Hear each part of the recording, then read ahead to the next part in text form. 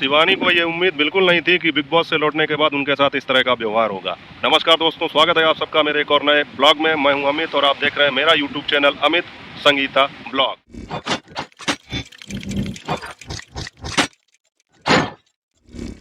साथियों, वैसे तो ये ब्लॉग कल आने वाला था, लेकिन किसी कारणवश मैं कल नहीं डाल पाया। अब किसी चीज़ की अगर शुरुआत की है तो जाहिर सी बात है कि उसका अंजाम भी करना पड़ेगा, मतलब आगाज हुआ है तो उसका अंजाम भी करना पड़ेगा। मैं बात कर रहा हूँ बिग बॉस OTT 3 की। जब से ये शुरू हुआ तब से मैंने आपको इस पर हर अपडेट दी है, और उसका कारण ये था कि बिग बॉस से कोई लेना देना नहीं था, बल्कि हमारे क्षेत्र की शिवानी कुमारी जो वहाँ पर गई थी, उनकी वजह से मैंने बहुत सारे ब्लॉग बनाए और वो वहाँ से वापस भी आ चुकी हैं। तो उनकी ये जो 1-1.5 महीने की जर्नी रही है, तो उसकी जब शुरुआत की है तो जाहिर सी बात है कि उसका अंत भी करना पड़ेगा। और आप लोगों को पता होगा कि बिग बॉस OTT 3 में सना मकबूल विनर हो चुकी हैं। नेजी और सना 2 लोग टॉप 2 में पहुंचे थे और जनता के वोटों के आधार पर सना मकबूल को विनर बना दिया गया। तो उसके बाद में सभी लोगों का इंटरव्यू हुआ। उस इंटरव्यू में सना ने जो बातें बताई हैं, उनका कहना ये था कि मैं पहले से ही जानती थी कि मैं इस चीज़ के लिए डिजर्व करती हूँ, इस ट्रॉफी के लिए डिजर्व करती हूँ, लेकिन घर में जो माहौल था उसके हिसाब से मुझे कहीं ना कहीं मेरा आत्मविश्वास डिगने लगा था।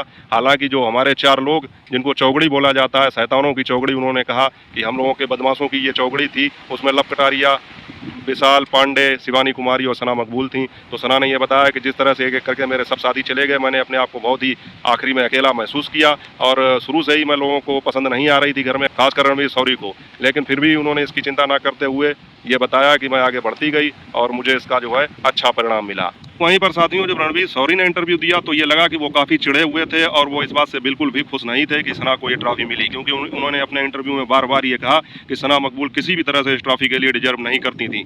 उन्होंने कहा इसके अलावा मैं था और भी ऑप्शन थे, लेकिन सना तो इस ट्रॉफी के काबिल नहीं थी। और ये बात हमें तब भी देखने को मिली कि जब रणवीर शौरी घर से बेघर हो रहे थे, जब बिग बॉस ने उनसे कहा कि आप जो है बाहर होते हैं, तो जब वो अंदर गए तो सांत्वना देने के लिए हम लोग जैसे एक दूसरे को सांत्वना देते हैं कि चलो भाई ठीक है, ऐसा ही हुआ, तुम ही विनर हो, तो इसी हिसाब से नेजी ने भी कहा कि रणवीर भाई आप विनर हो।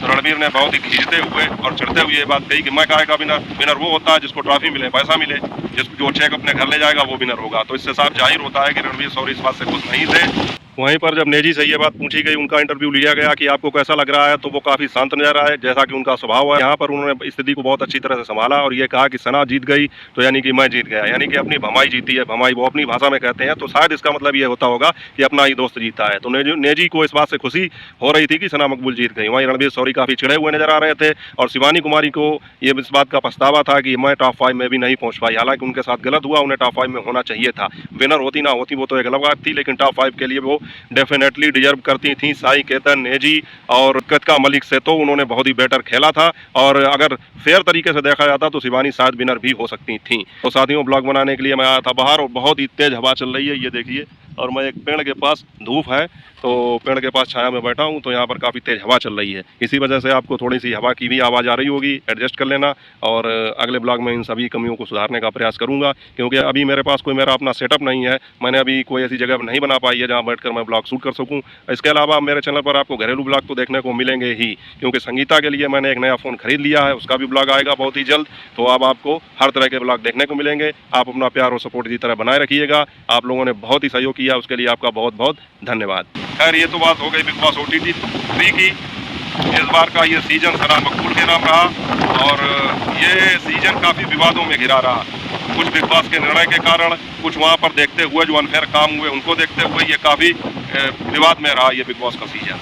खैर, जब वो ख़त्म हो गया है तो अब उस विषय में बात क्या ही करनी। बात करते हैं शिवानी कुमारी की। शिवानी कुमारी जब लौट के वापस आई हैं कानपुर के लिए, तो कानपुर एयरपोर्ट पर उतरते ही उनके साथ जो सलूक हुआ, जो व्यवहार हुआ, कहने का मतलब आप इसको निगेटिव ना लें, उन्होंने इसकी कल्पना नहीं की थी कि उनका इतना भव्य स्वागत होगा। कारों का काफिला था, हजारों लोग सेल्फी लेने के लिए खड़े थे, और उस समय शिवानी ने जब लाइव किया तो लगभग 80,000 से 1 लाख लोग उनके लाइव पर जुड़ गए थे। तो शिवानी को ये उम्मीद नहीं थी कि मैं एक सेलिब्रिटी की तरह, मेरा भी कभी स्वागत होगा, मैं भी कभी सेलिब्रिटी की तरह मतलब ट्रीट की जाऊंगी। और ये तो शिवानी ने अपने इंटरव्यू में ही कहा था कि मुझे ये लगता था कि काश कभी मेरे सामने भी मीडिया के सैकड़ों माइक हों, लोग मेरे सामने खड़े हों, मैं भी अपनी बात रखूँ। तो धीरे धीरे करके लड़के किस्मत की बात है कि उनका ये पूरा सपना 3 से 4 साल के अंदर सच हो गया। उन्होंने कभी टिकटॉक में हंसी में कहा था कि मैं बिग बॉस में पहुंच जाऊं, और वो बिग बॉस में पहुंच भी गई।